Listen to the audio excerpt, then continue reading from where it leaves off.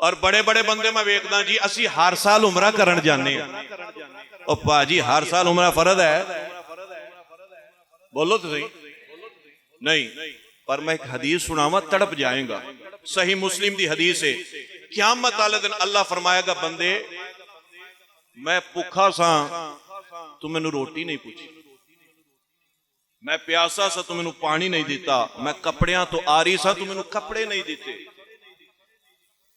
बीमार सा पता नहीं लिया बंदा पूछेगा मौला खान तो पाक पीन तो पाक पहनन तो पाक अल्लाह मैं किवें पुछदा अल्लाह फरमाएगा मैं खान पीन पहनन हर शय तो पाक आ पर मेरा बंदा ते दा जरूरतमंद सी तेरा हमसाया भुखा सौंदा रहा तू आप चरगे खांदा रहा तेनू हया ना आई तू ओनू नजरअंदाज नहीं कीता ओदे बनाण वाले खुदा नू नजरअंदाज क्या आज मेरा ख्याल 13वां रोज़ा किनवां रोज़ा 13वां रोज़ा 13वां रोज़ा हो गया कोई एक बंदा उठ के कह सकता कि असी सवेरे सहरी अफतारी टाइम या शाम नू जनाब आप खान तो पहले हमसाया वाले झाती मारी दी माड़ियां वाले कोई एक होवे जिहड़ा खलो के कह दे इल्ला माशाअल्लाह कोई इक्का दुक्का मुश्किल निकल आए वगरना कोई नहीं करता आप 7-7 किस्म के खाने खा रहे हो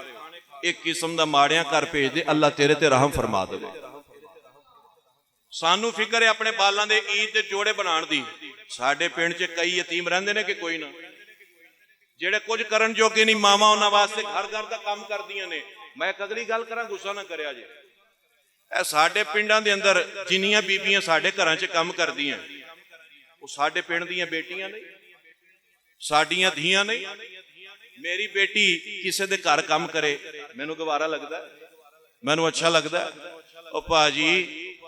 किन्ना घर है तुहाडे पिंड दा कोई 300-400 ते होवेगा 300-400 विचों 100 घर भी अमीर नहीं होणगे और 100 घर रल के एक एक माड़ी औरत का खर्चा चुक लेन मसले हल नहीं होंगे परेशानियां मुकदियां नहीं सानू फंडां दी लोड़ नहीं हुक्मरान गंदे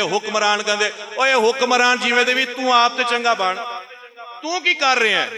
असां की कर रहे हैं अपनी कौम दे नाल